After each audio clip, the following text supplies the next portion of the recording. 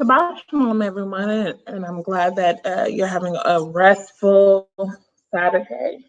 I wanted to post this because I'm actually talking to a righteous brother who understands his role and what he needs to provide as provision to his home. Okay. Unfortunately, just like even when I was talking with Brother Richard, it was like you have to accept that the male is the master and head of your home. What's wrong with calling your husband master? If a woman has contention with that, then you need to second guess her as somebody who would be a suitable wife. The problem with that is that when we talk about Lord and Master, we went over etymology. Lord and Master, when it comes to women and her husband, does not mean that your husband is actually like God in your life. Okay, it does not mean that. Even when Sarai said it, she laughed and she said, "Oh, me and my Lord going to have these children or whatever." Now, keep in mind, her husband told her that, and she still laughed while calling this man Lord. So, did she mean that he was God? If she believed that he was God over her life, why wouldn't she just believe him and say, "This is what's going to happen because God of my life, the one who rules me," in the negative connotation um, that Adam's fall resulted in, there's no evidence of that in scripture. Okay. And so when we talk about leadership and you say the woman is the help, well, we have to go with what the word actually says, and that's as a connecto. As a connecto is more like a supernatural help, somebody who's coming in to swoop in and help you. But in terms that we can actually relate to, we're talking about it is not good for man to be alone. If man was supposed to boss, run, kick around somebody, he had plenty of animals that he named that he could do that with. There was no need for a woman. The need for a woman was the collaboration that happens when you're around other people. That means that you bounce ideas off of, that you seek input and counsel, that you actually use those things to help you make better decisions. Okay. That means that you have to be concerned, equally concerned about the other person. And that is such a big thing, equally concerned about the other person and how you're leading them. When you're dealing with animals and you're dealing with people or not people, but beings who cannot rationalize and cannot exemplify the same pain or thoughts as you, then you are going to make different decisions. The reason why you eat a chicken is because you value the life less. Right? I mean, if you believe that the chicken was going to scream and be hurt and be upset, and that other chickens who were families of that chicken was going to be upset, you probably would think twice about it. You kill, you eat things because you value it less. We see that every day when Black men are killed in the streets. They are killed in the streets because of people who value their lives less, who believe that they don't feel pain. This is proven by study.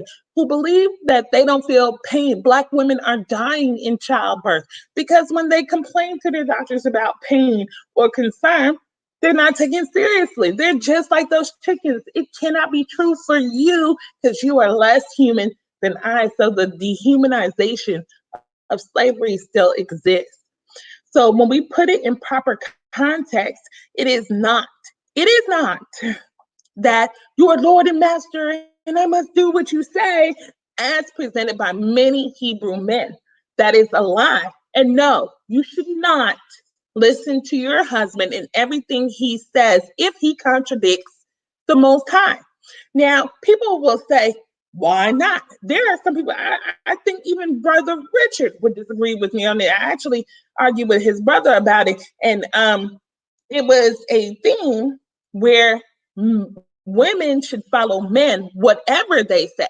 But when we put it in this context, when your husband says we're going to rob and kill people and get money, we can understand that a woman wouldn't follow that. right?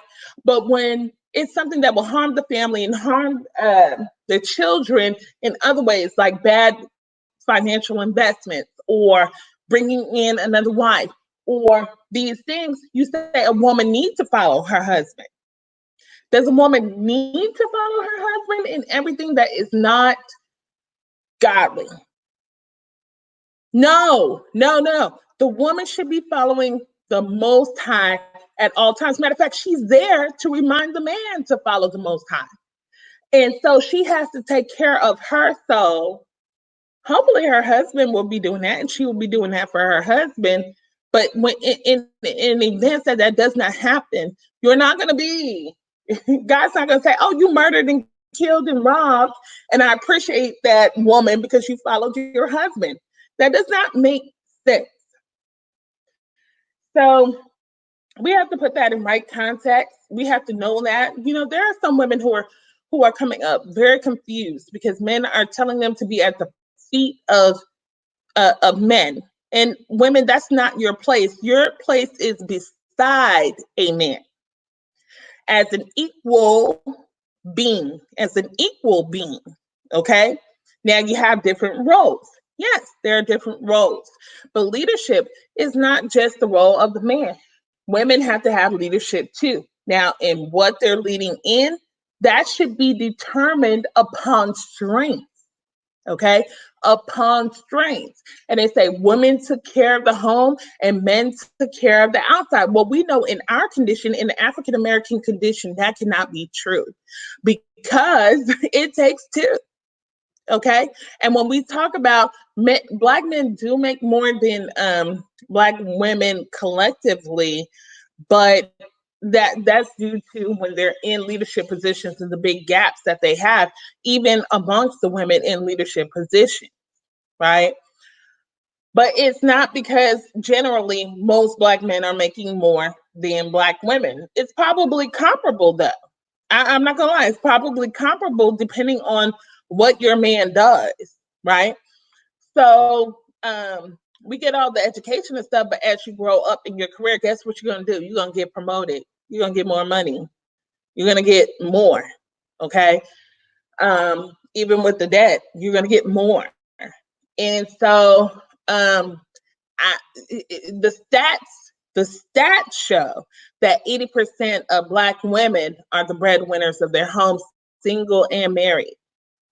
Okay, the stat shows that Black women's income is going to take care of family, old and young. That's what the stats show. This is why Black women, when they actually total up poverty and not Black women come beneath, because it's actually totaled on cash flow, which people don't understand.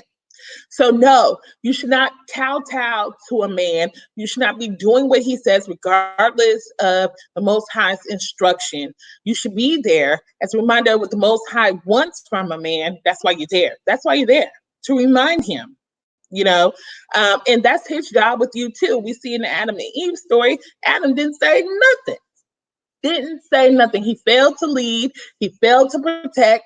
He failed to do everything that he was supposed to do with this woman that was given to him. So I just want to put that in context. I will never ever support a man that says that a woman needs to bow and just go with her husband. Now, if you're in a relationship, what you do know as a woman is that you ain't about to be fighting all these petty battles, okay? He want to do something and it's like really important to him, you will just, allow, and it is an allowance because you can be rebellious, right? You would just allow that to happen. Okay, this is for the good of our family. So yeah, I'm gonna roll with it. But when it's something that's gonna harm your children, you better speak up. You better fight the power.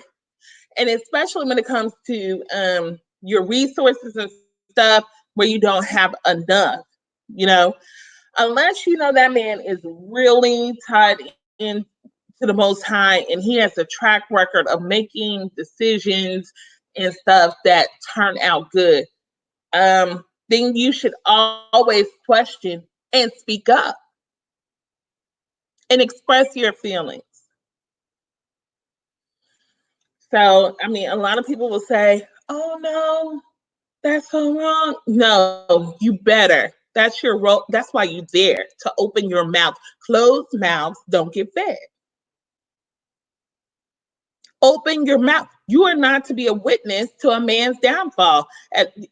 Especially if you never said anything. What type of woman sits there and watches her man fall without warning? You are not a woman who deserves a man or to stand beside one. You need to sit down and have several seats and discover the Most High.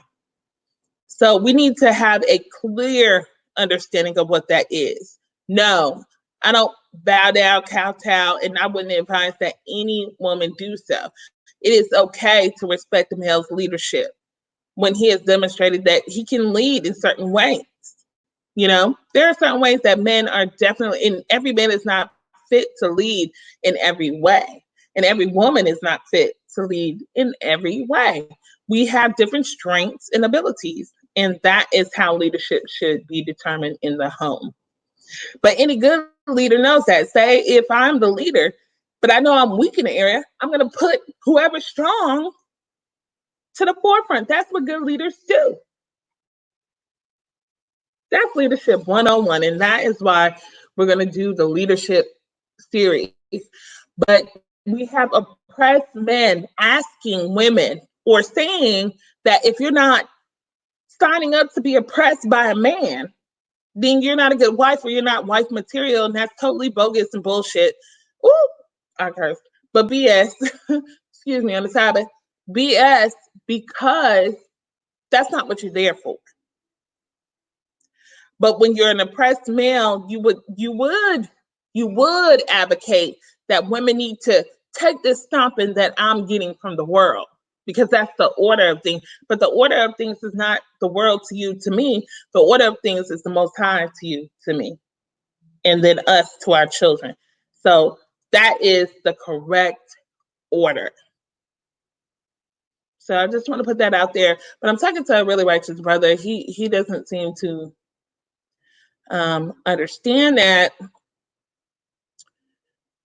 what I'm saying with that. And so I'm hoping that I can share this with him, because, we have to get that in right context. It's funny because most men are demanding from women something that they would never, ever want from their daughters. And they'll claim that, oh, their son-in-law isn't the right one. And there will never be a right man that they will watch their daughters kowtow to, who is unrighteous, who may be righteous but make wrong decisions, and then watch her daughter go with it because he's a man, he has a penis, he is above me somehow. You can't take your penis to heaven or your vagina in real life. So what is this really about? Yes, it's about showing order, but order is not about who gets what power. It's about the different responsibilities. And when you look at that, the responsibility should be greater on a male than it is on a woman.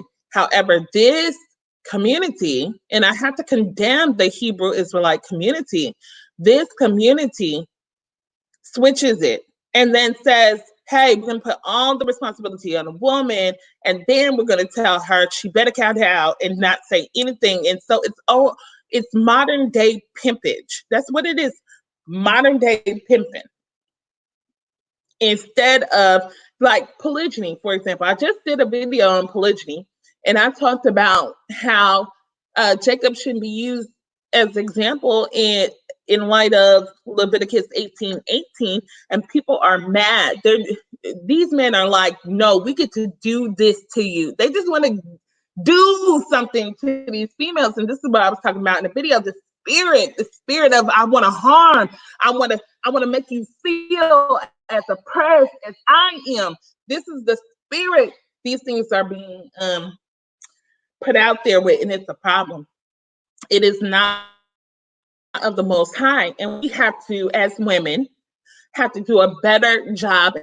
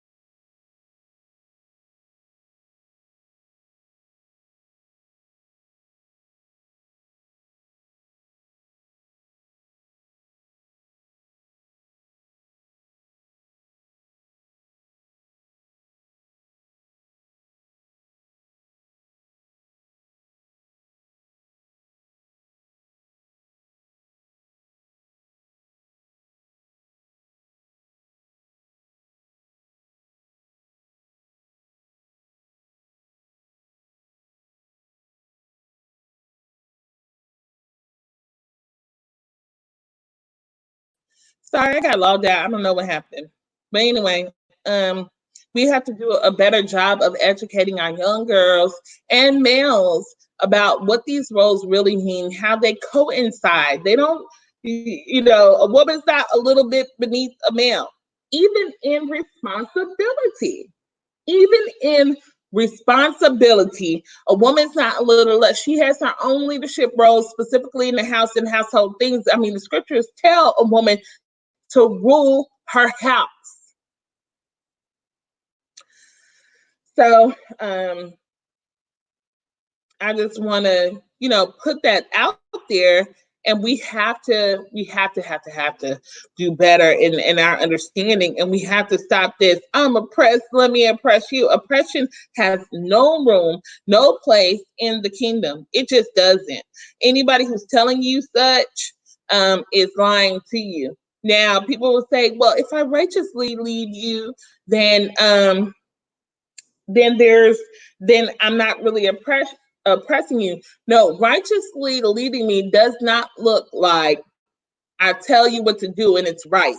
This is what males have communicated that is righteous leadership. I tell you what to do and it's right because I said it. No, no, no, no. Because when we use the example of I'm telling you to rob this bank and kill people, we can honestly say that no, she shouldn't follow that, but she should follow taking their savings away, or she should follow their kids being sent to people who are not righteous, or just stupid ideas of not handling business. She's supposed to be there to tell you to handle the business. If she's not there to do that, what is she there for?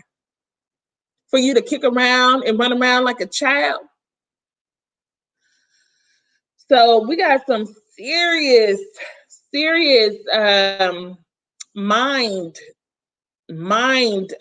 adjusting to do here. I would never, my daughter is not ever going to be taught or ever kowtow to someone who isn't righteously speaking. When that unrighteousness shows up, and everybody has it, there's no totally 100% righteous male. When a male speaks unrighteously, my daughter will be trained to identify it, have scripture to back her up, and demand change because in her home. Okay, and that is what it should be. That is why you have a wife.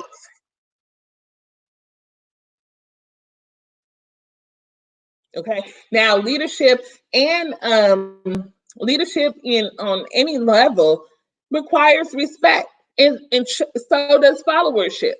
But if you have a wife who has a degree in finance and you're not putting her over finances when you have a high school um, diploma, and you have exhibited no ability to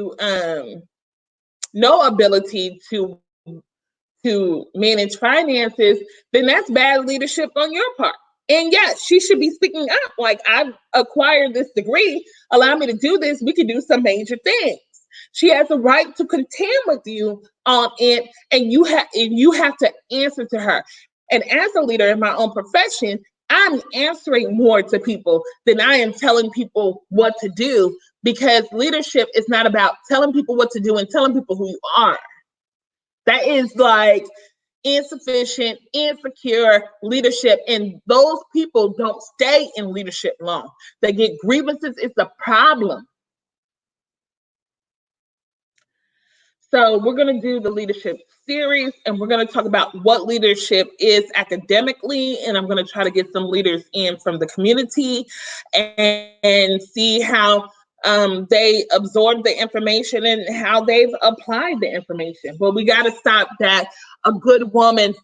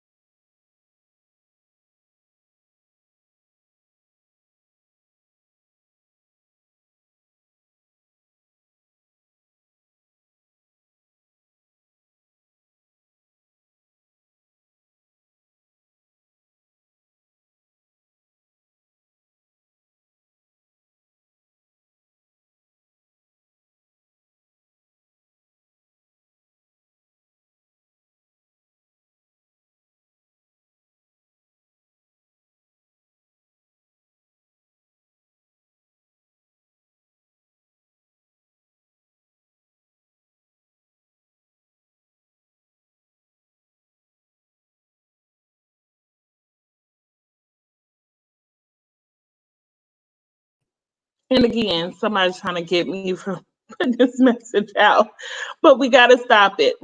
We got to stop it with, oh, a good woman follows her man and does whatever he says. Well, when I put up crazy examples, you understand how that is not so. So anyway, I guess that's it. Thank you, Margie, for letting me know. I see that's you. For letting me know when I go out and in again. But we have to get this out. It is damaging to men and women for men to believe this stuff and for women to try to acquiesce themselves to it. And you'll see a lot of women advertise themselves as women who want to be subservient. But then when you get with them, are they? Nope. Nope, not at all. Because women, no matter whether they are willing to submit or not, is not going to submit to BS. Okay? They're just not going to do that. And you better come right and you better understand her position and you better respect her. And her position is beside you, advising you, and also rebelling when you are out of alignment with the Most High. Hey, nobody's going to get with that. She has to protect the home. That's her charge. So she's not going to allow you to do that. And as far as polygyny is concerned, you know, one man did ask me if a man has land and extras to give, can he engage with polygyny? I said, absolutely, he can engage in polygyny. There is more resources there, and he can share them. But how you deal harmoniously with polygyny, if you already have a wife, is in getting her agreements, her buy-in, and then including her in the process.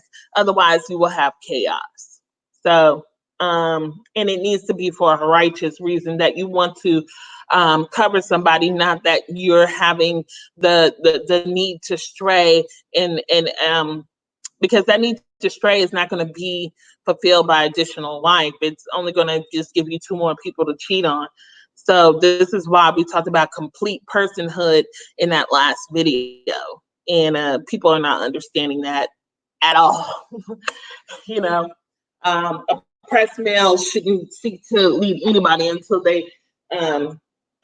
they mentally are victorious over their oppression and won't pass that on to others. So, a good movie to watch is All Day and the Night. It really talks to that. It really speaks to that and how it was passed down and how the young man sought to change that pattern. So it made me cry, but it was definitely a coming of age story. The problem with it is that although he came of age and he knew what to do then, he was in jail for life. So, and so was his dad. And it was so that's what made me sad and cry. So watch it on Netflix. It's a good lesson in it, even though it's your typical drugs, hood story. They have nods to Baby Boy when he's riding the bike, and then the kids ride around him. It shows that he's being immature. They have nods to ATL when he's like, it's grown man's business. And I don't even know why, but there is a cooking drug dealer with a big girl wife. But if you ever seen like real drug dealers in real life, they always have that woman. She's always a big girl, but she be riding, she's the true ride or die prototype. And yeah, she had the what is that? I hate to say it, but it's true. She had the hospitality of Martha, really, and it really could have been like y'all could have been a great couple if you didn't choose to be on the this life, So, but it's a good message in that. So with that, I say Shabbat Shalom, y'all. Y'all have a good day. Thank you for listening. Shalom.